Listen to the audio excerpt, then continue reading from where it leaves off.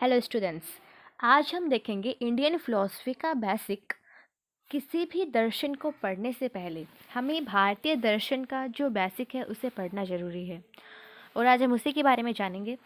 भारतीय दर्शन के प्रकार देखें तो भारतीय दर्शन के दो प्रकार हैं, आस्तिक दर्शन और नास्तिक दर्शन। अब आस्तिक क्या होते हैं? जो वेद की प्रामाणिकता में विश्वास करते हैं, और नास्तिक जो वेद को प्रमाण नहीं मानते। कई जगह यह भी होता है कि आस्तिक दर्शन उन्हें कहते हैं जो भगवान को मानते हैं, और नास्तिक उन्हें कहते हैं जो भगवान को नहीं मानते। लेकिन मान्य यह है कि जो वेद की प्रामाणिकता में विश्वास करते हैं वह आस्तिक होते हैं, और जो वेद को प्रमाण नहीं मानते वो नास्तिक होते हैं। अब बात करें आस्तिक दर्शन की, तो बहुत जगह होता है षड दर्शन। तो षड दर्शन क्या है? आस्तिक दर्शन है जिनमें सांख्य दर्शन कपिल मुनि द्वारा दिया गया, योग दर्शन पतंजलि ऋषि द्वारा दिया गया, न्याय दर्शन महर्षि गौतम द्वारा दिया गया, वैशेषिक दर्शन कणाद ऋषि द्वारा, मीमांसा जैमिनी ऋषि द्वारा, और वेदांत शंकराचार्य द्वारा दिया गया। ये सारे आस्तिक दर्शन हैं। नास्तिक दर्शन चारवाक, जैन और बौद्ध। अब देखो, कई जगह होता है कि जो भगवान को मानते हैं वो आस्तिक दर्शन है, और जो भगवान को नहीं मानते वो नास्तिक है। लेकिन ये गलत है, क्योंकि सांख्य दर्शन और मीमांसा दर्शन, ये दो दर्शन ऐसे हैं जो भगवान में विश्वास नहीं करते, किंतु आस्तिक दर्शन है। क्यों? क्योंकि ये वेद की प्रामाणिकता मानते हैं, इस कारण ये क्या है? आस्तिक दर्शन है। ईश्वर में विश्वास करने वाले दर्शन कौन से हैं? तो योग दर्शन, न्याय दर्शन, वैशेषिक दर्शन और वेदांत दर्शन, ये ऐसे दर्शन हैं जो ईश्वर में विश्वास करते हैं। और चारवाक दर्शन, जैन दर्शन, बौद्ध दर्शन, सांख्य दर्शन, मीमांसा दर्शन, ये ऐसे दर्शन हैं जो ईश्वर में विश्वास नहीं करते। अब देखते हैं प्रमाण क्या है। तो परमाकरणम प्रमाणम, अर्थात परमा को सिद्ध करने का साधन ही क्या कहलाता है? प्रमाण कहलाता है। अब परमा क्या होता है? तो प्रमा का अर्थ होता है यथार्थ ज्ञान या फिर वास्तविक ज्ञान। ये वन लाइनर क्वेश्चन एग्जाम में आ जाते हैं, इनको साथ लेके चलना है। वास्तविक ज्ञान क्या है? तो जब व्यक्ति के मानस में कोई विचार उत्पन्न हो और उस विचार के अनुरूप संसार में कोई सत्ता पाई जाए, तो वो क्या है? वास्तविक ज्ञान है। ये नोट्स हैंड रिटन नोट्स हैं और काफ़ी इजी लैंग्वेज में लिखे हुए हैं। अगर आपको ये नोट्स चाहिए तो आप टेलीग्राम ग्रुप को ज्वाइन कर सकते हैं, जिसका लिंक मैं आपको डिस्क्रिप्शन में दे दूँगी।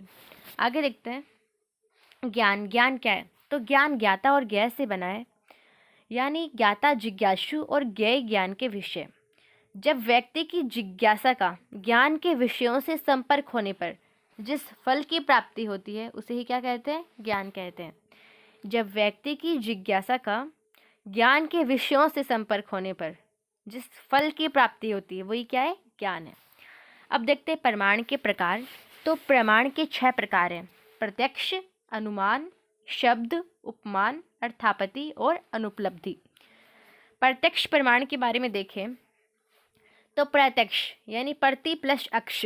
प्रति का मतलब सामने, अक्ष का मतलब आँख, आँखों के सामने या फिर साक्षात। प्रत्यक्ष के लिए हम 3 वस्तुएं जो आवश्यक हैं वो देखते हैं। कौन सी है? इंद्रियां, ज्ञान के विषय, सन्निकर्ष जिसे आकर्षण कहते हैं। इंद्रियां क्या है? इंद्रियों में कोई दोष न हो। ज्ञान के विषय से क्या तात्पर्य है? ज्ञान के पर्याप्त विषय हो। और सन्निकर्ष से इंद्रियों का विषयों के साथ संपर्क होना चाहिए। पहले इंद्रियों में कोई दोष न हो, फिर ज्ञान के पर्याप्त विषय हो, फिर इंद्रियों और ज्ञान के विषयों में सीधा संपर्क होना चाहिए। ठीक है। अब देखें प्रत्यक्ष के प्रकार। प्रत्यक्ष के 2 प्रकार हैं, लौकिक प्रत्यक्ष और अलौकिक प्रत्यक्ष। लौकिक प्रत्यक्ष के 2 प्रकार हैं, बाह्य और मानस। अलौकिक प्रत्यक्ष के 3 प्रकार हैं, सामान्य, ज्ञान और योगज। लौकिक प्रत्यक्ष के 3 प्रकार हैं, निर्विकल्पक, सविकल्पक और प्रतिभिज्ञा।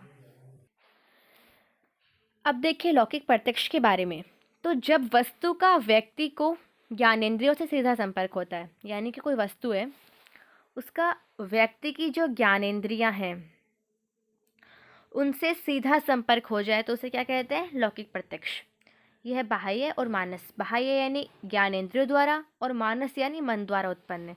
अब इसके 3 प्रकार हैं, निर्विकल्पक, सविकल्पक और प्रतिभिज्ञा। निर्विकल्पक क्या होता है? तो जब वस्तु के साथ गुणों का ज्ञान न हो तो वह क्या होता है? निर्विकल्पक, यानी विकल्पों से रहित हो।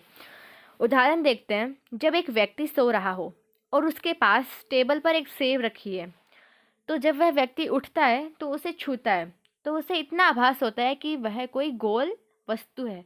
उसे यह नहीं पता होता कि वह कैसे दिखाई देती है, यानी कि वस्तु के साथ वस्तु का ज्ञान है कि कुछ गोल है, लेकिन उसके गुण का ज्ञान न हो, यानी ये नहीं पता कि वह एप्पल है क्या है। उसे ऐसा लगता है कुछ गोल वस्तु है, पर यह नहीं पता होता कि वह कैसे दिखाई देती है।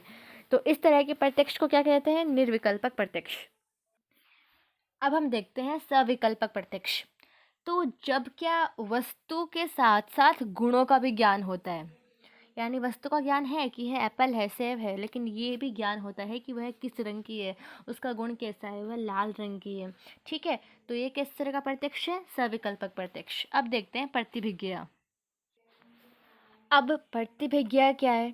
तो जब भूतकाल में घटित कोई घटना जब वर्तमान काल में घटित हो और हम उस घटना को पहचान जाएं, तो वह क्या है? प्रतिभिज्ञा। उदाहरण देखते हैं, जब हम किसी व्यक्ति को किसी स्थान पर देखते हैं और फिर कभी वह व्यक्ति हमारे सामने आता है अचानक से, तो हम सोचते हैं कि यह हमें वहाँ मिला था, तो ये क्या है? प्रतिभिज्ञा। और एग्जाम्पल देखते हैं, जैसे मानो हमने कोई व्यक्ति है, उसको सिनेमा हॉल में टिकट खरीदते हुए देखा और फिर 6 महीने बाद में उसको मान लो हमने अपने कॉलेज के गेट पे देखा, तो हमें याद आ जाता है कि हमने उसे पहले कहीं देखा है और हम उसे पहचान जाते हैं, तो वह क्या है? प्रतिभिज्ञा है।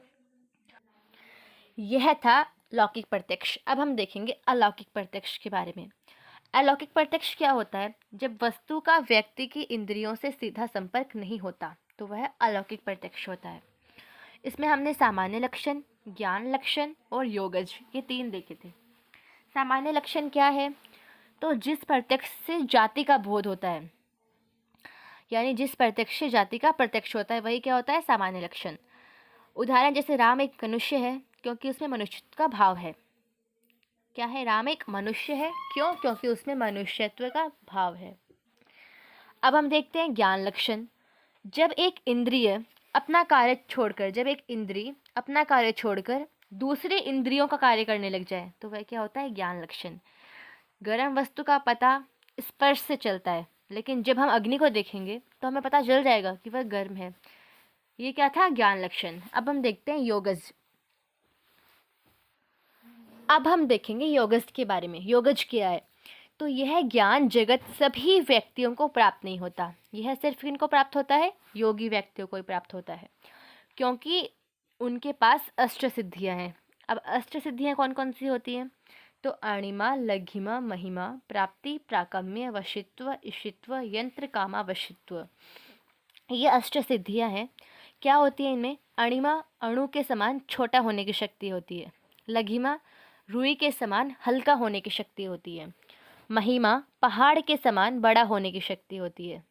प्राप्ति आवश्यकता अनुसार वस्तु प्राप्त करने की शक्ति होती है। प्राकम्य सभी बाध्यताओं का निवारण करने की शक्ति होती है। वशित्व चेतन वस्तुओं को वश में करने की शक्ति होती है। इशित्व भौतिक वस्तुओं को वश में करने की शक्ति होती है। और यंत्र कामा वशित्व सप्त सिद्धियों के संपूर्ण कार्य इस एक सिद्धि से पूर्ण हो जाते हैं। ये अष्ट सिद्धियां हैं और यह किसके पास होती है? योगी व्यक्तियों के पास ही होती है। अब हम जानेंगे अनुमान के बारे में।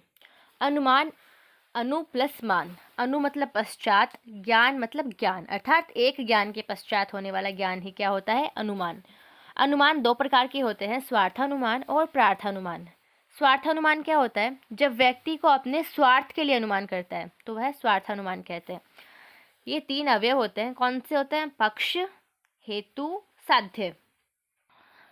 पक्ष, हेतु, साध्य का अर्थ क्या है? पक्ष पहाड़ पर आग है, हेतु में क्योंकि वहाँ धूम है, और साध्य अतः पहाड़ पर अग्नि है। यह स्वार्थानुमान का लिखने का तरीका है, 3 अवयव हैं उसके। अब देखिए प्रार्थानुमान। तो जब व्यक्ति दूसरों के समझने के लिए अनुमान करता है, जब व्यक्ति दूसरों को समझाने के लिए अनुमान करता है, तो उसे क्या कहते हैं? प्रार्थानुमान कहते हैं। स्वार्थानुमान जो व्यक्ति स्वार्थ के लिए अनुमान करता है, और प्रार्थानुमान जो व्यक्ति दूसरों को समझाने के लिए अनुमान करता है।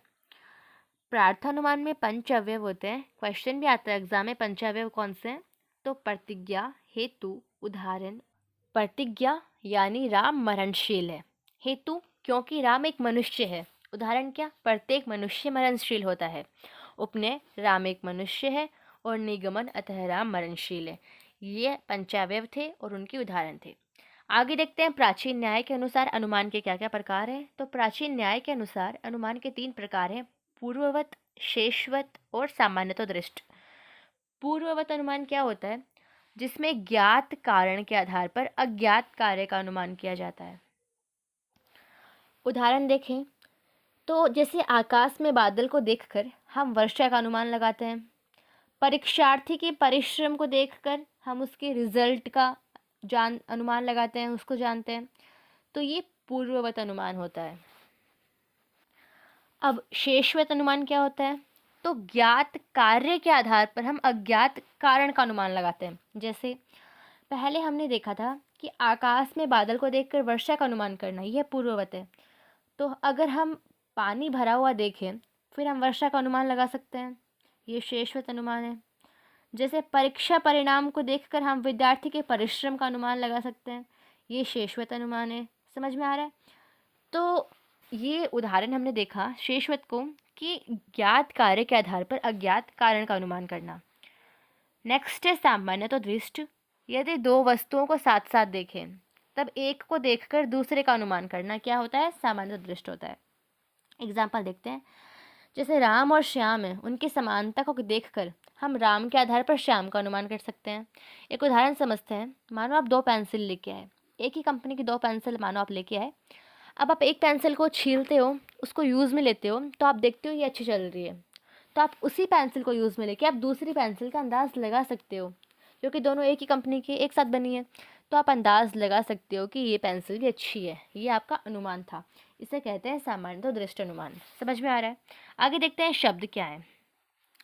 शब्द आप्तोदेश अर्थात आप्त पुरुषों द्वारा दिया जाने वाला उपदेश या कहे जाने वाले विश्वसनीय शब्द ही क्या कहते हैं, प्रमाण कहे जाते हैं। शब्द, अब शब्द प्रमाण हमने देखा। अब देखते हैं शब्द क्या प्रकार, कितने प्रकार हैं। शब्द के 2 प्रकार हैं, लौकिक और वैदिक। लौकिक के दृष्टार्थ शब्द और अब हम देखिए उपमान क्या है। तो जब ज्ञात वस्तु की अज्ञात वस्तु से तुलना करना, या फिर जब सादृश्यता के कारण किसी नई वस्तु का ज्ञान होना। देखते हैं जैसे न्याय के अंदर ज्ञात की अज्ञात से समानता और मीमांसा के अंदर अज्ञात की ज्ञात से समानता ही उपमान है। ठीक है। अब देखते हैं अर्थापत्ति। तो किसी अर्थ के अर्थांतरण को समझने के लिए जो कल्पना की जाती है, या किसी घटना के घटित होने पर उसके कारण का पता लगाने के लिए जो कल्पना की जाती है, उसे क्या कहते हैं, अर्थापत्ति कहते हैं। अनुपलब्धि क्या है, किसी वस्तु के अभाव के साक्षात ज्ञान को ही क्या कहते हैं, अनुपलब्धि कहते हैं। जैसे कमरे में घड़ा नहीं है, अर्थात घड़े का क्या है, अभाव है। अब हम कुछ दर्शन देख लेते हैं। चार्वाक दर्शन, जैन दर्शन, बौद्ध दर्शन, सांख्य दर्शन, योग, न्याय, वैशेषिक, मीमांसा, वेदांत। ये 9 दर्शन मैंने आपको बताए थे। इनका प्रतिपादक और इनके मूल ग्रंथ हम देखते हैं एक बार। चार्वाक जो है दर्शन, उसके प्रतिपादक महर्षि बृहस्पति को कहा जाता है। इनका मूल ग्रंथ क्या है, वार्ध्यस्पताय सूत्र।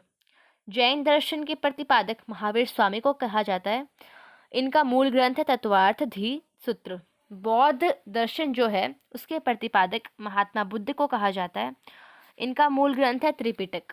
सांख्य दर्शन का प्रतिपादक महर्षि कपिल को कहा जाता है और इनका मूल ग्रंथ है सांख्य सूत्र या फिर तत्व समास। योग दर्शन जो है इसका प्रतिपादक महर्षि पतंजलि को कहा जाता है। इनका मूल ग्रंथ है योग सूत्र। न्याय दर्शन के प्रतिपादक महर्षि गौतम, इनका मूल ग्रंथ है न्याय सूत्र। वैशेषिक दर्शन के प्रतिपादक कणाद, इनका मूल ग्रंथ है कणाद सूत्र या फिर वैशेषिक सूत्र। मीमांसा दर्शन के प्रतिपादक जैमिनी, इनका सूत्र है, मूल ग्रंथ जो है वो है जैमिनी सूत्र। वेदांत दर्शन के प्रतिपादक वादरायण और इनका मूल ग्रंथ है ब्रह्मसूत्र या फिर वेदांत सूत्र। कणाद का जो मूल नाम है वो उल्लुक है, इनका औल्लुक्य दर्शन भी कहते हैं